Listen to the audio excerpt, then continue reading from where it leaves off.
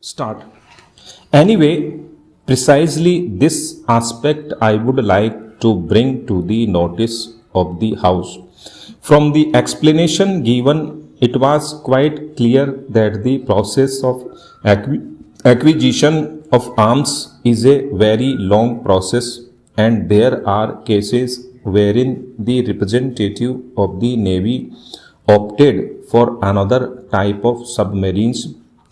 The representative of the Indian Navy had quite a justifiable reason in opting for that submarine because the HDW submarine belonged to one generation behind than this submarine, which is more suitable to Indian conditions.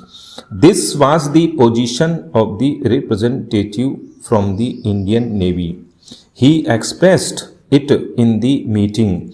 If the information with me is correct, in the third meeting of the price negotiating committee, the Navy man was called aside and told that he should not insist that this submarine should be more suitable for our country.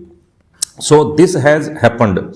If this has happened, I expect an explanation from the Honorable Minister as to how this has happened, and if this has happened, anyone can question the suspicion that similar episodes would not have happened whenever the price negotiations are being made, and we know that ultimately the decision will be taken at the highest level. Whatever transpires at the price negotiation committee, the final decision is being taken by the cabinet committee for the political affairs. And here comes the political element in the decision. Para. Sir, it is quite natural. I don't want to attribute the responsibility to anyone, but in the Cabinet Committee for Political Affairs, the Prime Minister presides over the meetings, and those who are accessible to the Prime Minister can naturally only mention that in the bargain between the various firms, it would be better to select a particular firm. This is where the crux of the matter comes. So, in this background, we don't want to accuse the another side that bona fides cannot be taken seriously. We don't want to say so.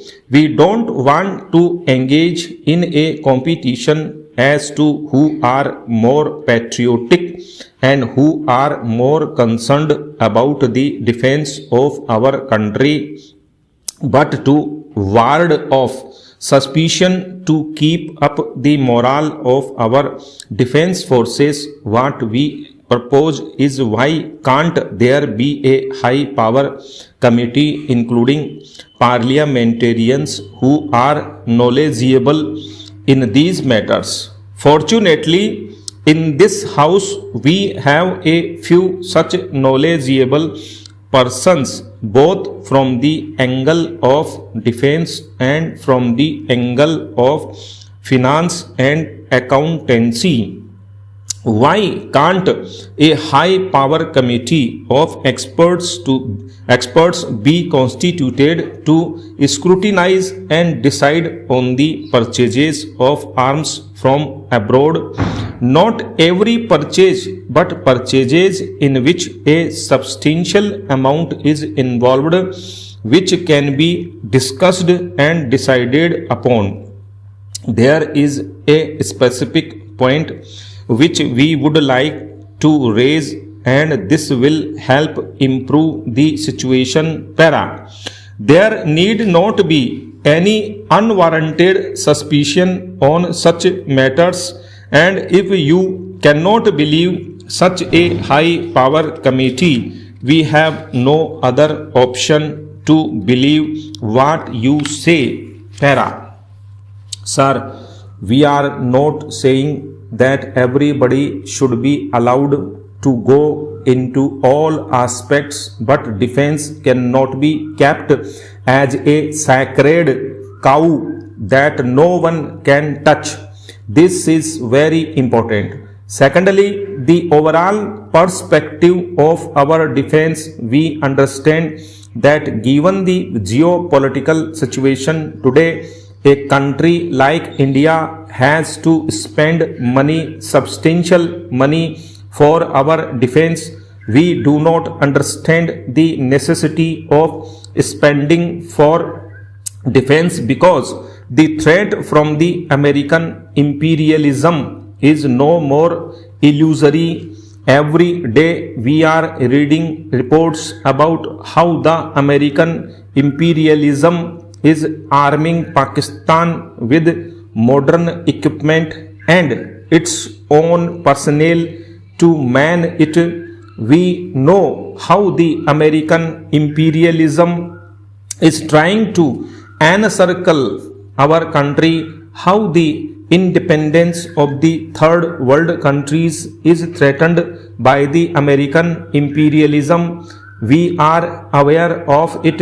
In this situation, it is painful that substantial amount is being taken away for defense purpose, which would have been otherwise utilized for other developmental purposes. That is why I say it is painful, but there is no other option. But at the same time, just by acquiring the modern arms and keeping the army, you cannot defend our country. No one can do so. People should be made aware of the threats coming from imperialism. On this aspect, we are constrained to see that the party at the helm of affairs who rules our country is not doing its duty. You are limiting your criticism of the American imperialism only to statements only when you are caught up in some allegations, only when some skeletons come out of your cupboard. You are woken up to the threat of the imperialism and the efforts of foreign hands in destabilizing. If you fail to educate the masses of our country regarding the threat coming from the imperialism and how the imperialism, especially the American imperialism, is trying to arm Pakistan and encircle our country, the people cannot be mobilized for defense of our country. I may be permitted to remind you the experience of the time of the Second World War in the Soviet Union, when countries after countries were kneeling before the might of Nazi Hitler. It was the Soviet Union which started the defeat of Nazism in the Second World War. I don't want to elaborate about it, but the point is how the Soviet Union saved mankind from the horror of Hitler. It was not by arms and military alone. Each household of the Soviet Union was a defense outpost. Para. Sir, coming to the question of research and development, I do not want to take much time on this. I am just mentioning points only.